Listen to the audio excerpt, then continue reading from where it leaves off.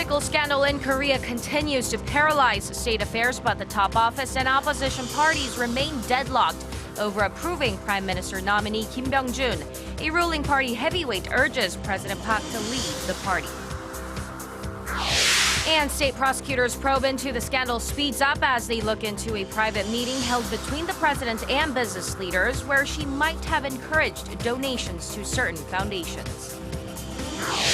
Plus, we're just a day ahead of the U.S. presidential election, with Hillary Clinton maintaining a slight lead over Donald Trump after being cleared on new emails. These and more coming right up.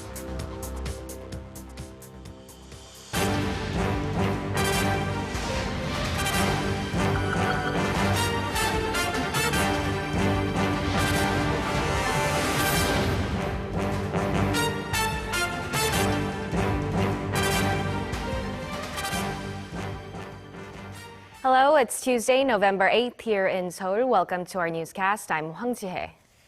We start with the latest on the ongoing scandal surrounding President Park Geun-hye's close friend Choi Soon-sil. Korea's top office is calling the current situation a national crisis, and it's trying hard to calm public sentiment and accommodate the political parties' demands. As part of those efforts, the president started her week meeting with some religious leaders. Song Ji-sun tells us more. Severe.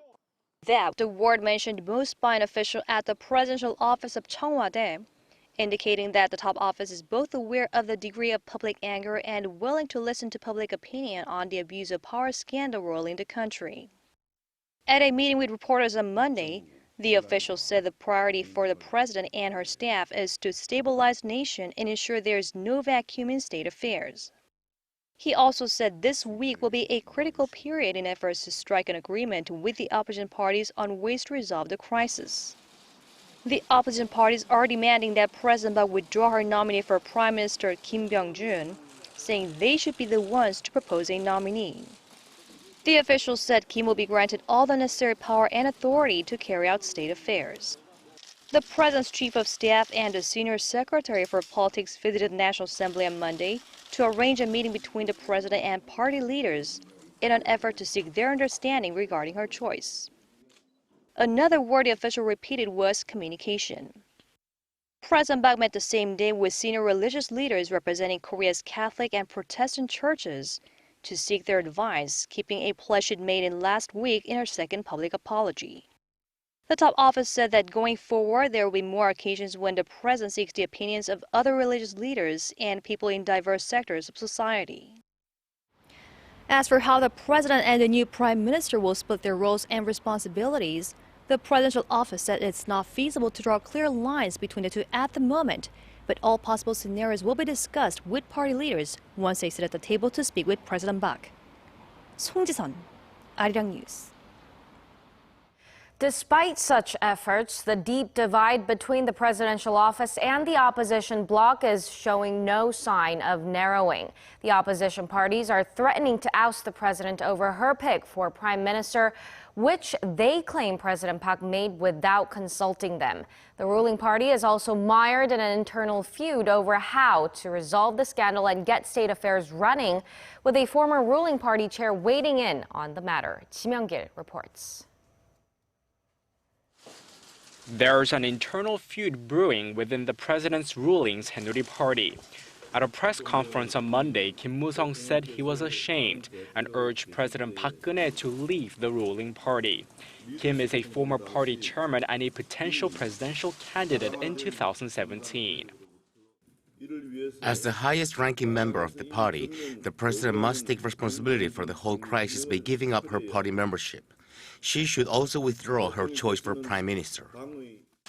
That drew a sharp rebuke from the party's decision-making body, the Supreme Council, which said his comments are his own and do not represent the party.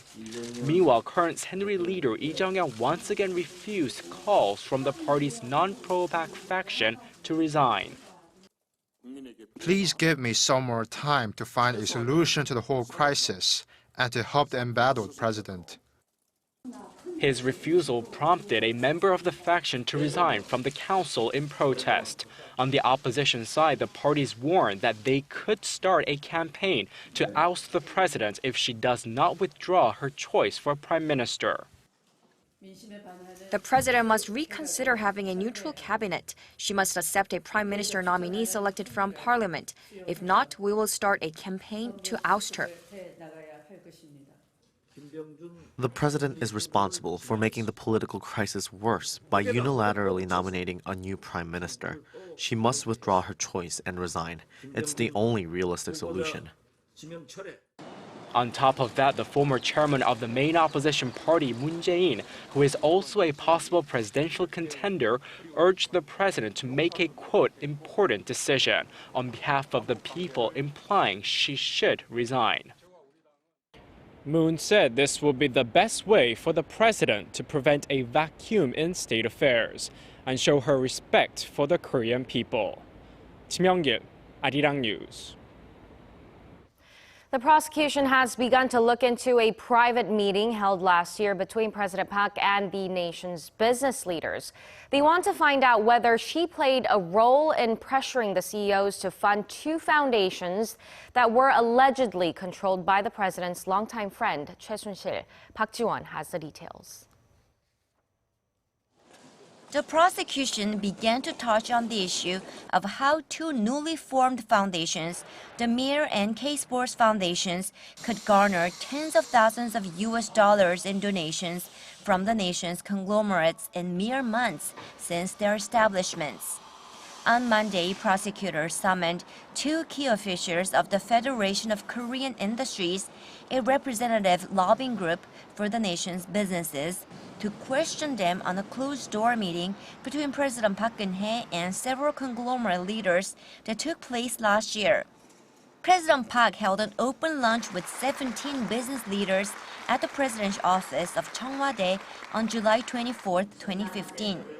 And according to former senior presidential secretary An Jong-bum, who's now under custody, President Park asked them to support the funding of the two foundations. An also said the President Park held separate one-on-one meetings with 7 heads of major companies, including Samsung Electronics Vice Chairman Lee Jae-yong, Hyundai Motor Group Chairman Jung Mong-gu, and LG Group Chairman Koo Bong-moo, which lasted until the following day. However, during her public apology last week, President Park said the conglomerates voluntarily contributed funds for the foundations. The prosecution's Special Investigative Unit soon plans, if necessary, to summon employees or heads of the 7 conglomerates, as well as employees from 53 companies that also provided funds for the two foundations. Prosecutors are also questioning former Presidential Secretary Chung Ho-sung, who's been formally detained over allegations that he regularly delivered confidential presidential documents to Choi Soon-sil. Prosecutors secured 2 of Chung's cell phones, which reportedly contain several recordings of phone conversations with Choi Soon-sil and with President Park Geun-hye. Meanwhile, on the 8th day of investigation, Choi Soon-sil is still reportedly denying most allegations against her and keeping her mouth shut. Park Ji-won, Arirang News. After months and months of campaigning, the end is almost in sight. Millions of American voters will head to the polls on Tuesday to select their next president. The latest polls show Hillary Clinton got a welcome bounce from FBI Director James Comey's announcement Sunday that agents had found no sign of criminality in the set of newly discovered emails. A Fox News poll shows Clinton leading Donald Trump by 4 points nationally. She also has a 4-point lead in the ABC Washington Post poll and in the CBS News poll, which were all released on Monday. Financial markets were also influenced by the FBI's announcement. Global equity markets and the U.S. dollar surged. The Wall Street Journal Dollar Index, which measures the dollar against a basket of 16 currencies, was up 0.6%, with the dollar up 1.4% against the Japanese yen. The Mexican peso jumped roughly 2% against the dollar. So it's down to the wire between Donald Trump and Hillary Clinton in the race for the White House. But what will the result mean for Korea? Our Hwang Ho-jun takes a look. The new tenant of the White House will have a seismic impact on a global scale. Both candidates, though to differing degrees, have campaigned on trade protectionism. Trump is critical of existing trade agreements, including the Korea-US FTA, claiming it cost the U.S. 100,000 jobs. Clinton has never attacked the Korea-US FTA per se, but has made protectionist overtures, becoming over the course of her campaign an opponent of the Trans-Pacific Partnership deal. When it comes to North Korea, the difference is much starker. Donald Trump has claimed on numerous occasions that countries are not paying their fair share for defense and even raised the prospect of pulling out U.S. troops from South Korea. Clinton, on the other hand, stresses the importance of cooperation between the U.S. and its allies and has proposed toughening sanctions against North Korea to force it to abandon its nuclear program. Separate from what's been said in the campaign, experts say it will be easier to project the direction of policy that Clinton would take. We know something about Hillary Clinton. We know nothing about Donald Trump, and all the risk and the worry about a potential Trump administration has to do with the fact that we have very little information about what to expect should he become the president of the United States. However, experts also argue that it's crucial for Seoul to be proactive in diplomatic relations with the next U.S. administration either way. Frankly, whether Trump or Clinton becomes the next US president, the situation in the Korean Peninsula won't be their top priority when coming up with or implementing policies. It's important for Seoul to come up with a plan to solve the problems and then ask for the US's cooperation. With a day left until the U.S. chooses its next president, Seoul has a lot of preparing to do as well. Hwang Ho-jun, Arirang News. The Michelin Guide Seoul has been released, and we now have more than a handful of restaurants with Michelin stars, the hallmark of fine dining. For those of you into amazing cuisine, you might want to check these acclaimed eateries in Seoul. Lee Ji-won has the details. The first Seoul edition of the famous Michelin Guide was unveiled on Monday, with 2 restaurants receiving the much-coveted 3 Michelin stars. The 2017 Seoul Michelin Guide, the 4th in Asia, lists some 170 establishments, including 30 hotels in the Korean capital, with 24 restaurants in such list receiving Michelin stars, a hallmark of fine dining around the world. 1 star is given to restaurants rated very good in their respective categories, while 2 stars are awarded to restaurants boasting excellent cooking and deemed worth a detour.